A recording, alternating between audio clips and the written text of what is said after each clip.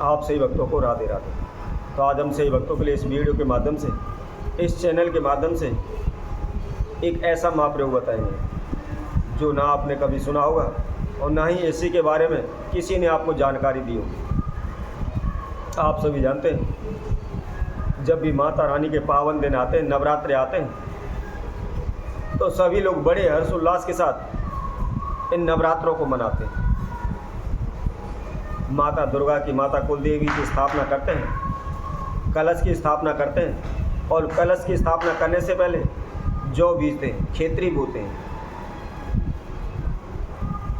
कहा जाता है खेतरी जितनी हरी भरी होती है, नवरात्रों में जितनी बड़ी खेतरी हो जाती है उतनी हमारे वंश की वृद्धि होती है, धन धान में बरकत होती है। परंतु कुछ लोग क्या करते हैं, जब भी कुछ लोग अष्टमी की कढ़ाई करते हैं, कुछ नवमी की कढ़ाई करते हैं, कढ़ाई करने के बाद माता की जोत का विसर्जन करने के बाद, कलश का विसर्जन करने के बाद कई लोग उस खेतरी को इधर उधर फेंक देते हैं। कोई कचरे में फेंक देता है, कोई वृक्षों के पास फेंक देता है, कोई चौराहे पर डाल देता है, कोई कहीं फेंक देता है। आपकी जानकारी देते हुए मैं बताता हूँ, हमारे धर्म के अनुसार, सनातन धर्म के अनुसार कोई भी पूजा सामग्री इधर उधर दाएं बाएं नहीं फेंकनी चाहिए, उसको जल प्रवाह करना चाहिए।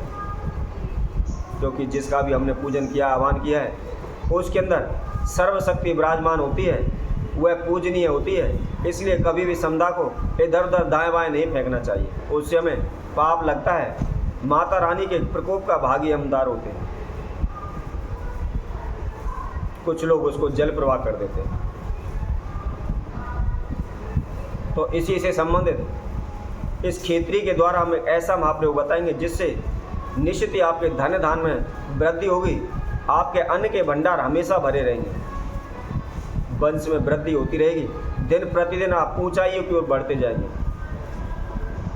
आप जहां भी जाएंगे वहीं आपको लाभ मिलेगा, आपके मान सम्मान में बढ़ोतरी होगी। तो जो भी भक्तजन इस वीडियो को देख रहे हैं, संपूर्ण देखें, आखिर तक देखें। इसके अंदर हम खेतरी के द्वारा किस तरह का उपयोग बता रहे हैं, किस तरह का प्रयोग बता रहे हैं, इसको आप अच्छी तरह से समझें, अच्छी तरह से सुनें और सुनने के बाद फिर इस प्रयोग को करें। यदि कोई भी भक्तजन इस खेतरी के महा उपाय को करता है और करते समय मन के अंदर श्रद्धा रखता है, विश्वास रखता है, माँ दुर्गा अपनी कुलदेवी की चरणों में ध्यान लगाते हुए इस उपयोग को करता है, इस उपाय को करता है, तो निश्चित ही उसके जीवन की समस्त समस्याओं का समाधान हो जाएगा। माता रानी आपकी झोली भर देगी। माता रानी की कृपा से, माता रानी के आशीर्वाद से सदैव आपके घर में खुशियां छाई रहेंगी।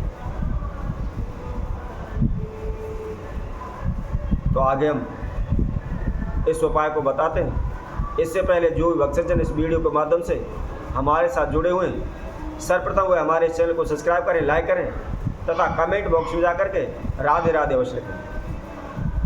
आप सभी ने देखा होगा, जिस दिन भी हम माता रानी की कढ़ाई करते हैं, उसके बाद जो भी हमने खेतरी बीजी हुई है, उस खेतरी के कुछ जौ उखाड़ करके अपने कानों में लगा लेते हैं। इसके बाद बाकी जो खेतरी होती है उसको जल प्रवाह कर देते हैं। कोई अष्टमी की कढ़ाई करता है, कढ़ाई करने के तुरंत बाद उस जौ को हटा करके इधर उधर फेंक देता है या जल प्रवाह कर देता है। कुछ लोग नवमी तिथि का करते हैं, तो नवमी तिथि के दिन उन जौ को उखाड़ करके, क्षेत्रफली को उठा करके जल प्रवाह कर देते हैं। परंतु ये ध्यान रखें, नवरात्रों के बाद जब दसवीं तिथि आती है उसी दिन इन जल को प्रवाह करना चाहिए। उससे पहले खेतरी को कभी भी नहीं हटाना चाहिए, क्योंकि चाहे अष्टमी की कढ़ाई हो या नवमी की, नवरात्रे 9 दिन के होते हैं और इसलिए पूरे संपूर्ण 9 दिन तक वह खेतरी रहनी चाहिए। जब 9 दिन पूरे हो जाते हैं उसके बाद आप 10वीं तिथि के दिन उस खेतरी को जल प्रवाह कर सकते हैं। इसके साथ साथ कई बार आपने देखा होगा, यदि हमारी कुल देवी का आशीर्वाद हमको प्राप्त होता है, माता रानी का हमको आशीर्वाद प्राप्त होता है, हमारी पूजा सफल होती है, तो कई बार माता रानी की कृपा से जो हमने खेतरी बीजी हुई है, जो खेतरी बोई हुई है, उसके अंदर कुछ सफ़ेद जौ आ जाते हैं। आप खेतरी को अच्छी तरह से देखें, यदि आपकी खेतरी के अंदर सफ़ेद जौ आए हुए हैं तो वह पूजा सर्वोत्तम मानी गई है। कहते हैं सफ़ेद जो आने से साक्षात माता दुर्गा का आशीर्वाद सदैव हमारे साथ बना रहता है, हमारी कुल देवी का आशीर्वाद सदैव हमारे साथ बना रहता है और उसके द्वारा कभी भी हमारे जीवन में कोई बाधा या समस्या नहीं आती। तो आपको करना क्या है, यदि आपने खेतरी बीजी हुई है, खेतरी बोई हुई है, उसमें सफ़ेद जो आ जाते हैं तो सर्वोत्तम है उन सफ़ेद जौ को बड़े ही आराम से उनको उखाड़ लें।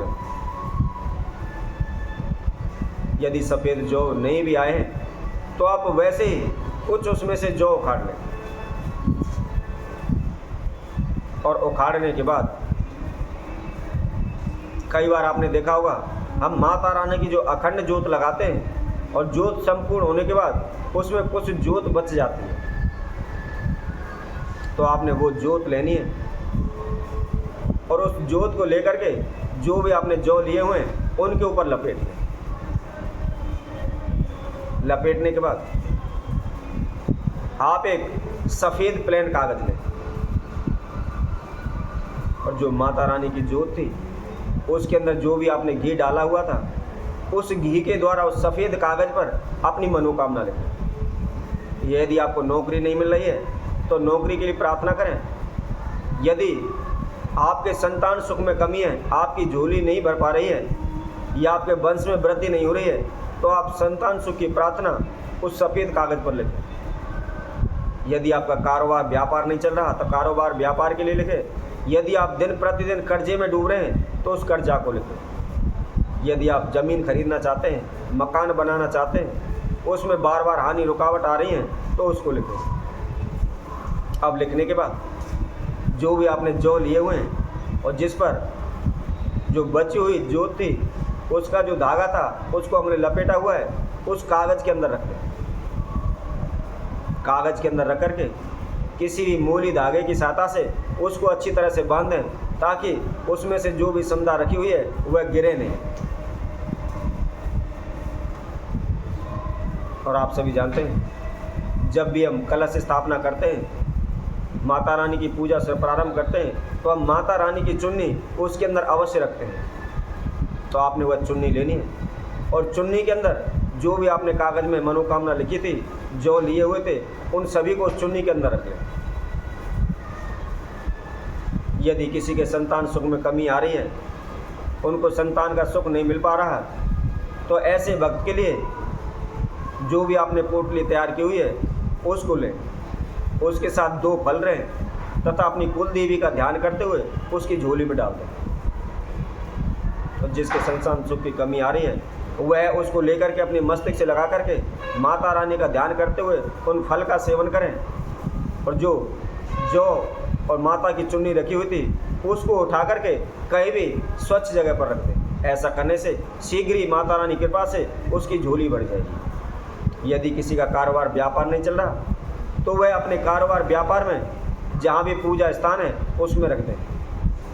यदि किसी के घर में उच्चाटन तनाव रहता है, धन धान में कमी रह रही है, दिन प्रतिदिन प्रगति नहीं हो पा रही, दिन प्रतिदिन कर्जे में डूब रहे हैं, तो ऐसे में वह जो भी आपको समझा बताई थी उसको लेकर के आप घर की तिजोरी में रख दें या अपने पूजा रूम में भी रख सकते हैं। यदि कोई भी इस विधि को सही समय अनुसार विश्वास करते हुए माता रानी के चरणों में ध्यान करते हुए करता है तो निश्चित ही उसकी समस्त इच्छाएं पूर्ण हो जाएंगी। कभी भी उसके जीवन में अंधेरा नहीं होगा, हमेशा उसके जीवन उजाले से भर जाएगा। तो इसी तरह हम आप सभी भक्तों के लिए और अन्य वीडियो के माध्यम से आप सभी के समय उपस्थित होंगे। तब तक के लिए सभी भक्तों को सुंदर ज्योति सेना तरफ से सभी को राधे राधे।